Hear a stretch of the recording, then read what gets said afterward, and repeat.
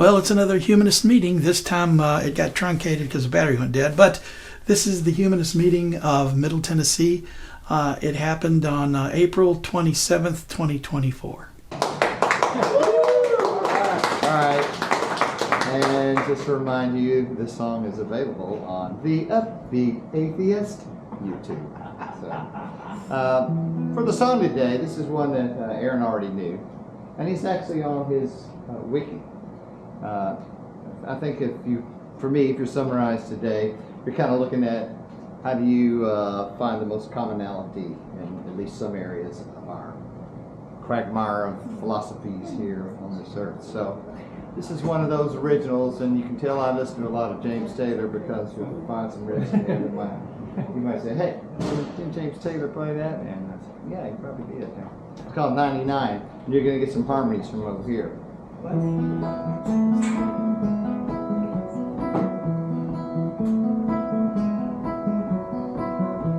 know you love your children, you know I love my children too. We both want air that's clean and grass that's green and skies of blue. I guess you're a lot like I am, I know I'm a lot like you. So if there's times that we should disagree, there's something we can do. Hey, why don't we look on the bright side instead of getting stuck on the wrong and the right side? Life is more than just a black and a white side, more than a cold hard line.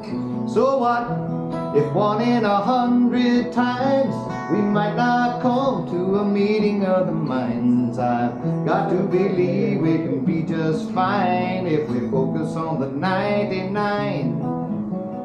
Focus on the 99. Take a look into the faces around you, and I know that you will see everybody wants happiness and peace and love and harmony. We could lament about that 1%. Oh, but it would be a doggone shame to keep sweating and fretting over every little way. Oh, we're not the very same. I said, hey, why don't we look on the bright side instead of getting stuck on the wrong and the right side? Life is more than just a black and a white side, more than a cold hard line. So what if 1 in 100 times we might not come to a meeting of the minds? I got to believe we can be just fine if we focus on the 99. Focus on the 99. One world, one is enough. One life if we fill it up with love now. We can make it better, oh yes we can now. One chance and we've got to take it to realize ain't no other way to make it. We're all in this together, yes we are. This is the instrumental break, just so you know where the beat is.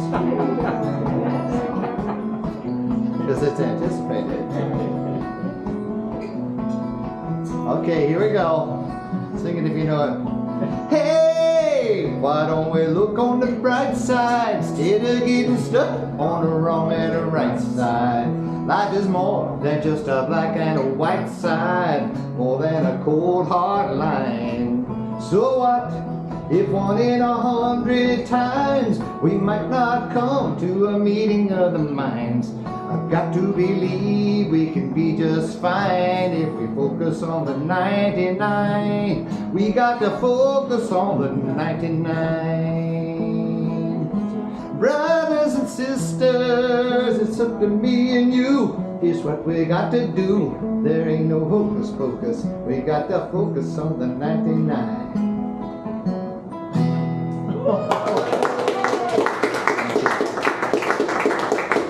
Greatest Misses album. pick it up anywhere. You need to get that song to James Taylor. I don't know if he needs my. I had to channel him. That's for sure. Hey folks, welcome. It's a hot day. Some new faces that I see. What I thought I'll quickly do is I'm Calais. I'm the one who sends long emails. That's right. And then I also make contact with just about anybody who signs up at Meetup. We are at about 207. Where's Bill? Bill, we are at 207 folks have signed up. So we'll do a little logistics and then we'll let Aaron come take over, do his thing. So what Humanists in Tennessee, we do, there comes some stuff at the back there that talks about what we do. We primarily create platforms for anybody to explore themselves, their journeys, into the humanism world. Sometimes we do the deconstructing. So we do a bunch of things in that. So we have an announcement person today. We'll invite Rodney to do announcements.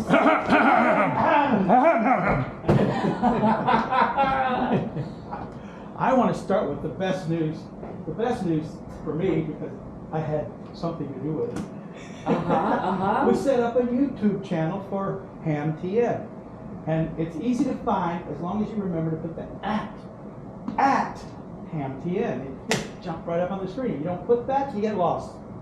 So I want to encourage every one of you to put HamTN as a human association. Yeah. Sorry. Please subscribe. Yes, subscribe and go on there and comment on the terrible videos that I've stuck up. And the only thing I ask on this channel, do not upload material that's not your own. It needs to be original material. Get your stuff on camera. Thank you. Get some original material. Don't be giving me Trump videos. We don't want that. We want it's HamTN. It really needs to be. It's at HAMTV? At HAMTN. TN. Yes. And just so you know, there's no YouTube Nazi. Whatever you put up is going to be great. We're just hoping that you'll. But you send it to us, we'll put it up for you. I don't think you can directly put it up. Oh, that's right. You have to send it to us. Send it to Yeah, I us. was like, Thank you. Yeah. really? You just open it up so anybody can just No, publish no, to no, your no. YouTube They channel. can't. It is in an account, yes. So here's what the schedule looks like, folks. I'm going to just read it to you. On the second Fridays, we have Godless Grub lunch.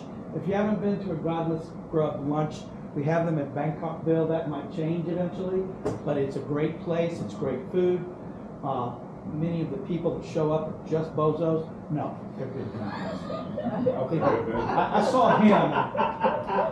So anyway, we have a good time.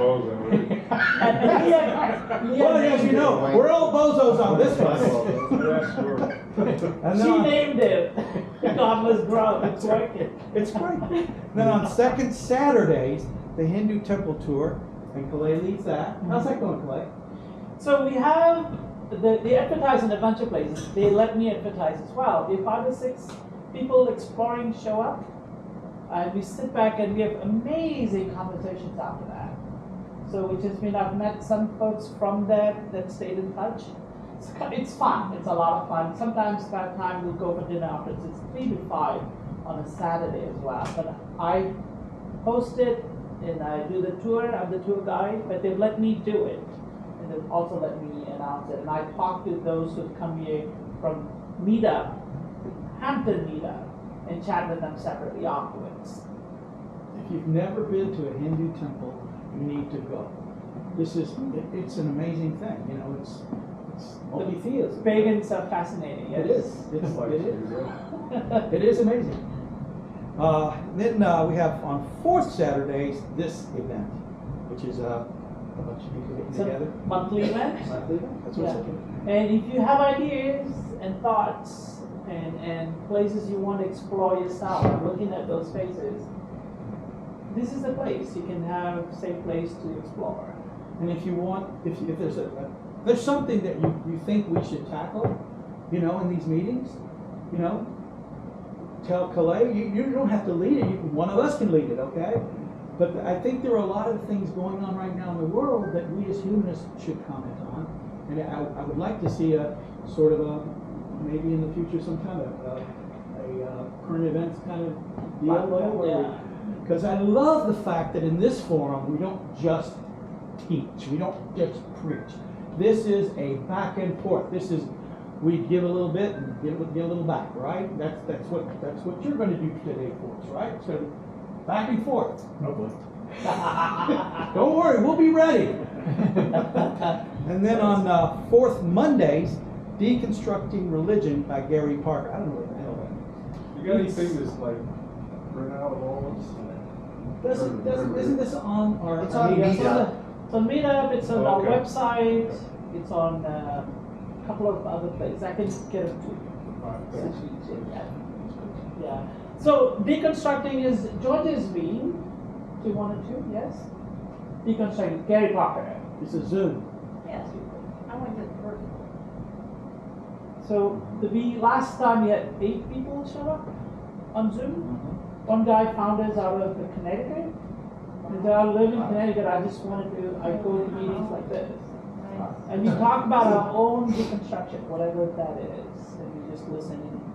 What's good? That's the format. What you've enjoyed? What's been difficult, challenging? And what you wish people knew in your deconstructing journey? And it's a Zoom meeting, so you don't have to wear pants. You know, it's awesome. So, You never been there. all right. We're members of American Humanist Association of Nashville Peace and Justice Center. Yes. Have you, any of you, got any experience with the Peace and Justice Center? These are wonderful people. These are my kind of people, because every time I think of them, I think of my hippie days when I was out protesting and getting tear gas. That is so they are. They're out there, man. That's who they are. They're fighting That for is us. really So those are the good people that we need to support. We support Sunday Assembly and, of course, Global Education Center. We offer celebrant services, officiate all sorts of human events. Now, didn't you do something last week? Didn't you? Not last week. One's coming up. Wedding's coming up. So we'll officiate. Now, here's last little thing that he gave me to say. We are open to ideas and thoughts and welcome you making contact to show us how to support you, lead your little tribe, your little village. Now, back to All right. So in this name of creating platform, we have Aaron. And so I will encourage all of us to listen, just like what's up. I was introduced to it when I was in college. The blind watchmaker, blind.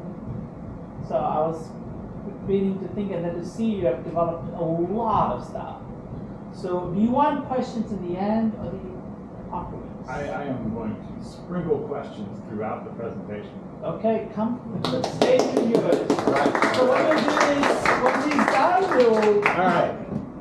So, hey, my name is Aaron Tyrell, and I'm a lifelong second-generation secular humanist. I've been involved in atheist and humanist secular groups for about 30 years, and I long for it to become the movement that it should become, given the dramatic increases in our demographics over the last 30 years that I've been involved. But it simply has not happened. To overcome this, I think we need to do more than focus on our own community. We need to become evangelists for science and reason. We need to find ways to get out there and tell the people who are looking for answers why our answer is truly better. And we need to be able to present an optimistic and enthusiastic statement about what we do believe, rather than focusing on the things that we don't. So first, let me tell you a little bit about how I became an evangelist for reason, and how it led me to the holistic approach to that I take to science advocacy. So, I grew up in a secular household in suburban Connecticut, and the only person I knew with any kind of religion growing up was the Catholic guy down the street, and he was hardly a traditionalist. So when I went to college at Georgia Tech, I really had no idea how y'all do religion down here in the South.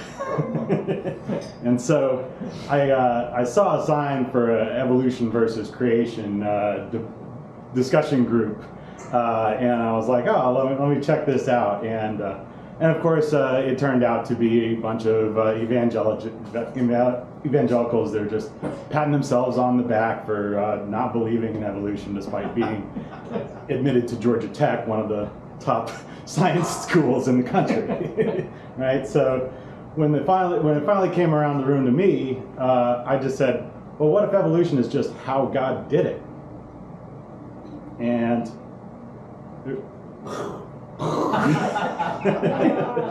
it was obvious they'd never heard anybody say that before in their little insulated evangelical groups, and you could just see the cognitive dissonance being resolved in real time.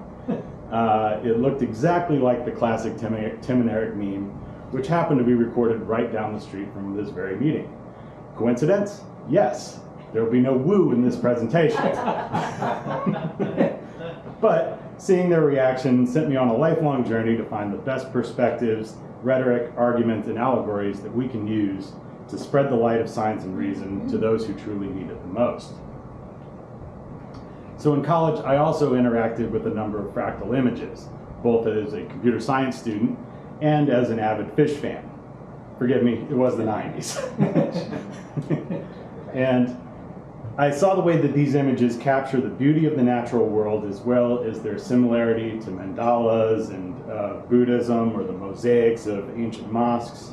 And I understood how they can be used to explain the principles of self-organization and complexity theory that are necessary to understand how evolution can produce intelligent life without a designer. So the next time I encountered missionaries who tried to sell me on creationism, I asked if they ever heard of fractal geometry.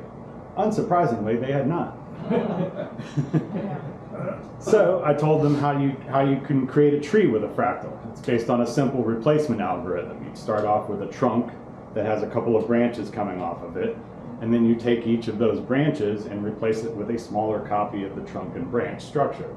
You do that 3 or 4 times, you have something on the right that looks almost like a real tree, but you've done it with just a simple replacement 3 or 4 times, as opposed to Euclidean geometry, which it would take, all kinds of, I mean, imagine the equations to describe a tree with Euclidean geometry versus just replace the trunk and branch 3 times, right? So, and then I explained how many natural complex shapes have fractal geometry, such as rivers or clouds, or galaxies and seashells, basically any of the spiral patterns that we see everywhere in nature, the golden ratio.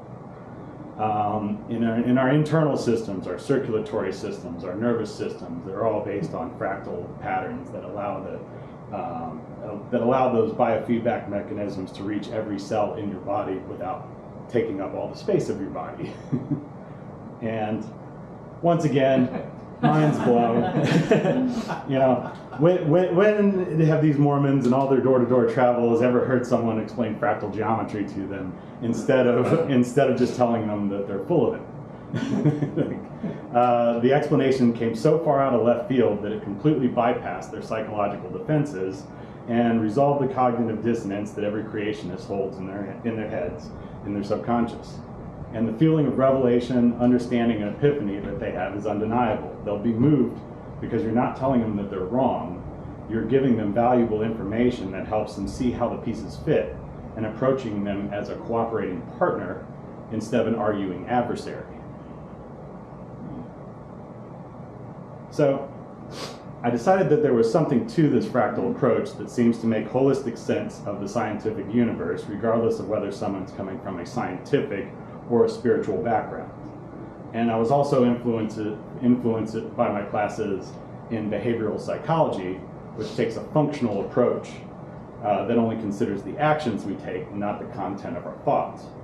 I came to the conclusion that the most important thing for the future of humanity is that we get people to base their personal and political decision-making on the best available science and reason, as opposed to superstition, misinformation, and bias.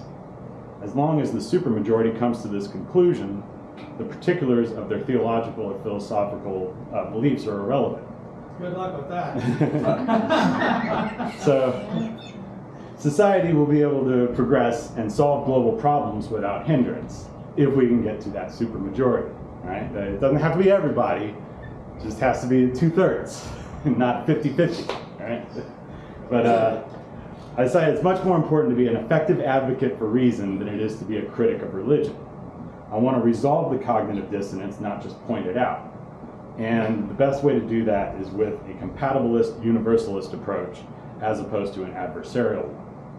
And so from there, I proceeded to give myself the old Cartesian doubt and rethink everything I'd ever known in light of this holistic, fractal, universalist perspective. And I called the resulting philosophical system the Optimist Party. And then shortly after that, I came up with a much better name, Metaculture.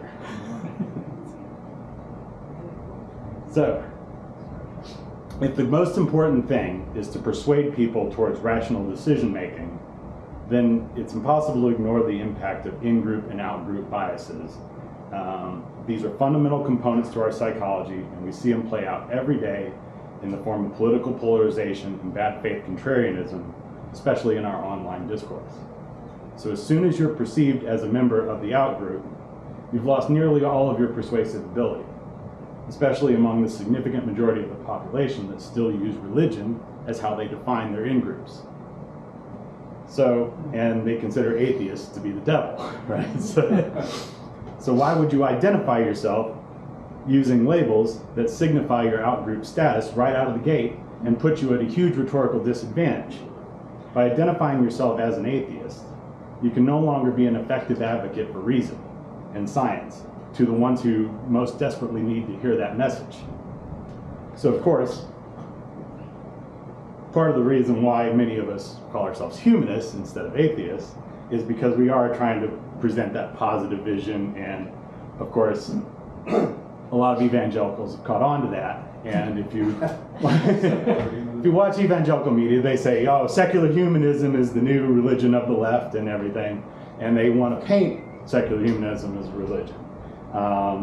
And it's not, and we get into all that. So secular humanism has some of the same drawbacks that calling yourself an atheist has. So is there a way that you can avoid being labeled as an atheist and a member of the out-group without compromising your secular values in any way? So the way I solve that problem is pantheism. If you reject the supernatural definition of God and substitute the self-creating fractal universe in its place, it becomes easy to interpret religion as an allegory for science.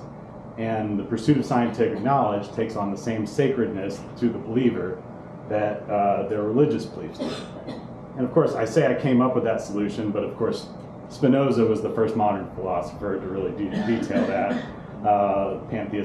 pantheistic perspective, and secular luminaries like Carl Sagan and Albert Einstein all identified as pantheists, among many others. It's fully compatible with the materialistic view of the universe that is the foundation of all science and secularism. Universalism naturally follows from pantheism.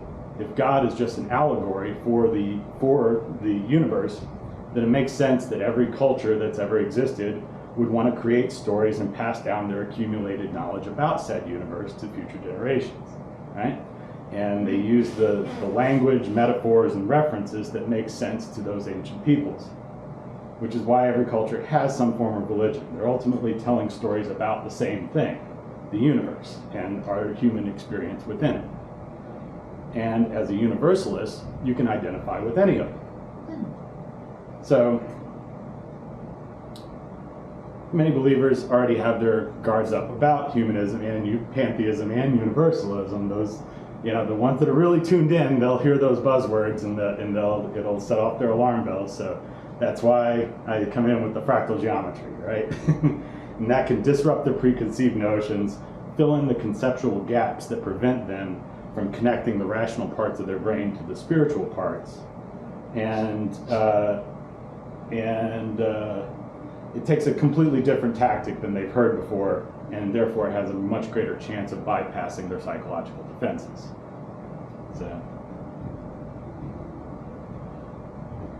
So little break for some questions here.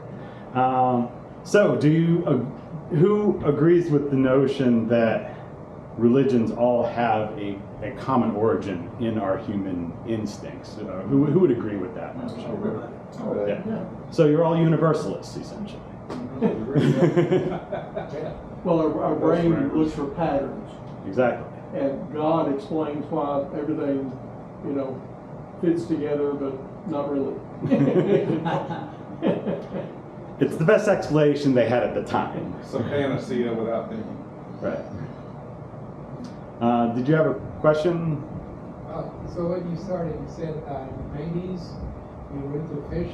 So are you saying you're a pescatarian? Thank you. Thank you. Sorry. I think he's a rock aficionado.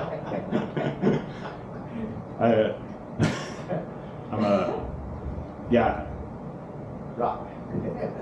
I personally believe in the Michael Pollan, eat everything as long as it's real food. But yeah, I feel like it's a concept that really can connect a lot of ideas and make sense of one of the most important fundamental ideas of science, which is evolution, right? And that's the sticking point that so many people have in not being able to embrace science is evolution. And I think fractal geometry does an amazing job of showing how a really simple pattern repeated over and over again can result in extreme complexity, and it's unfortunate that it's not taught in schools, because I think that's the missing link for a lot of people. They do talk about the Fibonacci's. Yeah, they'll get into some of that stuff, but rarely does any core math class or even science class ever cover fractal geometry, chaos theory, complexity theory, game theory, any of that stuff. How many of you actually have conversations on a regular basis with theists, and do you seek those out? Yeah, Not anymore. they seek us out. You know, like a real person.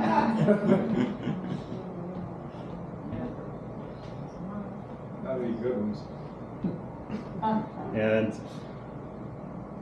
when you are having those conversations, do you describe yourself as an atheist, or do you usually try to keep that on the DL until you're further into the conversation? It depends on the person. I ride bikes regularly with a right-wing Catholic, and the guy is really smart and has a great sense of humor, and I don't hide anything and he doesn't hide anything, and I know that there are certain conservatives that you cannot have that conversation with, but there are conservatives that you can have that conversation with. Yep. But I don't think it's right for me to shut up about what I am. I think that's a big mistake, any more than you want him to shut up. Once you get a relationship going, and I'm not talking about somebody you don't know, I'm talking about friends, then you have a chance to make a difference. Yep. I'm a firm believer that it's going to be one-on-one interactions that moves the needle on any of this stuff. You're not going to post the perfect comment on Instagram and suddenly convince somebody of secularism. It's not going to happen. So the next part of my process was to analyze religion from a functional perspective. What are all the social and psychological functions of religion? And what are the major theological components that are common to all of them? And how can we find analogs for these within the rational material universe that we can point to and say, this is the real thing that your allegory is trying to describe? My thought is that if we can point to the scientific corollaries behind religious allegories, then we can make a strong case for the pantheistic universalist position. For example, the creation myth is an allegory for the Big Bang and evolution. The afterlife is a metaphor for the butterfly effect that our actions have upon the universe and humanity's collective consciousness. And morality and ethics come from our evolutionary psychology and the utilitarian emotional impact that our actions have upon other people's brains. Many people who aren't literalists already acknowledge these connections, and many more people are open to it. So many members of the secular movement, particularly in the South, have fundamentalist backgrounds and sometimes quite traumatic ones. and they have a strong antipathy to religion that's well deserved. As a result, this community tends to overestimate the prevalence of scriptural literalism and reflexively avoid conciliatory approaches to science and religion. I say that to become truly effective advocates for science and reason, and to really grow this movement, we need to get past our own biases and start seeing the broader common goals. But first, a reminder of why it's important that we do so. So we live in a time of increasing political polarization, which is inflaming our domestic and international tensions and threatening war that could destroy nearly a century of progress since the last major war, and this time with even more devastating consequences thanks to WMDs. Climate change poses another existential threat that requires humanity to unite in order to solve it. Social media companies are spreading misinformation, hate, and turning us against each other and amplifying the worst bad faith arguments on either side. Christian nationalism is threatening to destroy our democracy by attacking the principles of separation of church and state that our country was founded upon. And right-wing content producers like Jordan Peterson, Andrew Tate, Ben Shapiro, PragerU, and the Manosphere, they're all presenting young people with very slickly packaged, easy answers that tap into our worst instincts, and in order to undermine social progress. And they have no competition from secular progressives because we know that there are no easy answers. But we could do a much better job at making the answers easier to grasp for those who are looking.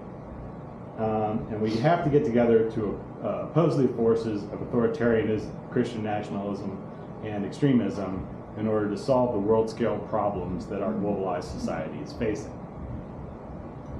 So now that I've reminded you of the importance of creating a global coalition movement for reason and evidence-based policy, how can secular humanists help facilitate this? So the root of so many of our problems is that the superstition, misinformation, and conformity promoted by traditional religious institutions. But these institutions fulfill a vital role in the organization of our communities and the preservation of our cultural traditions. There are also psychological benefits to belief, practice, and belonging that are well documented. So how do we reconcile this? So the obvious solution is to create a secular institution that can fulfill the role in the community and the culture that has traditionally been fulfilled by religion, and that can confer the same psychological benefits as a result. But what are the key ingredients to making this happen? Is there some aspect to the special sauce that has allowed religions to persist for millennia? Secular humanism has replicated many parts of this in the value systems and rituals and community building aspects that we put together, but does it have all the ingredients that it'll take to fully replicate the psychological and social benefits of it and the role that religion forms in the community? How do you give people guilt? Being mean, but that's what it makes up, right? Make you feel guilty about this. Except for that one. It's like all of them, but I mean, when you bring it up though, there are some things that I think people need to be feeling a little more guilty about in modern times that they don't, because they aren't really addressed in our moral and ethical systems, like the rampant grift in our economy, right? People think it's no big deal to make extreme profits off of, goods that really don't perform, that are either out and out pseudoscience scams, like the whole medicine. Dietary supplements industry and Medicine. a lot of medicine and everything, like, multi-level marketing, all that stuff. Like, there's so much of the economy that is based on scams that they should be taboo. And they can't necessarily be illegal, but people need to be aware of them, and they need to shun the people who suggest that they, make money that way. So there needs to be a little bit of modern guilt, I think. You just described every creature I ever met. A lot of these scams come through the religious communities now too. That's where most of the multi-level marketing companies find their new recruits. But I assert that one of the main ingredients for any religion, or indeed any social movement of consequence, is a well-defined, positive, and holistic statement of beliefs that can be communicated easily to others. Without this, it's extremely difficult to spread your ideas in any meaningful way.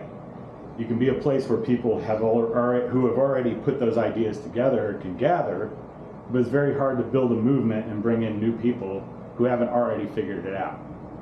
And secular humanism does a very good job of spelling out its core principles and values, but it really leaves it up to the individual to fill in the background knowledge and philosophy and to practically apply those values to their personal lives. It also doesn't really create a universal meta-narrative. And another key aspect to the human belief system is the concept of God, which exists in some form or another in every religion. Everybody, before you say Buddhism, Buddhism. There's some form or another in every religion. I mean, Buddhism also has reincarnation and things like that. But go ahead. No, when people ask me, I do have beliefs that is not founded in anything. Like, I believe we'll figure this out, figure this life out, figure this planet out. I believe in you and I, that we have feelings, that I feel it right now. I believe we'll do better. I absolutely believe it. There's a lot of good evidence for those beliefs, though. I can make a case for it. When I look at historically, as a sociologist, you look back historically, we've fought, we've argued, we've come out better. Yeah. A lot of people died, but we come out better. So I cannot peg it. I believe sun will rise tomorrow. When you talk about a belief system, I immediately, when he put that up there, I immediately came to humanism and I said to myself, why don't we have a fucking elevator speech that's 30 seconds long? Why don't we have that? It is very hard to boil it down to 30 seconds. I was doing good. Yes, I was doing good to get this yes, you presentation can. to 20 You minutes. absolutely can. That's why. What Maybe we'll do this. It's central to what we're doing. Yeah. But better communication is the general message that I'm trying to present. But you had a question? For me, so the feeling, so you said you believe everyone has feelings, but do you believe anybody else cares about yours? See? I do. Question. I have enough evidence. I have our conversations with a bunch of the I'm folks laughing here. with you, not at you. Okay. Nobody cares about anybody else's feelings. That's Some what I'm people will saying. care, yeah, for sure. Yeah. No, I mean, in the sense that that's the thing. In my humble opinion, when we were on this planet, it's everybody's like, oh, you hurt my feelings by stating facts. How could I hurt your feelings by stating facts? By contradicting Oh, my beliefs. It's easy to do. But that has no basis for an argument. You hurt my feelings, so take back your facts. Yeah. The proper response is to be like, okay, let me examine my beliefs. Why are these facts hurting my feelings here?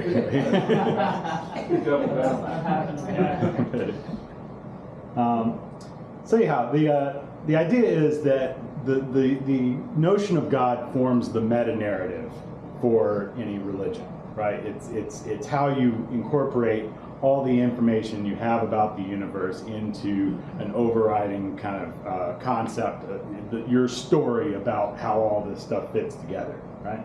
It's a emergent property of brains, and it has immense utility to the believer in terms of comprehending and coping with reality.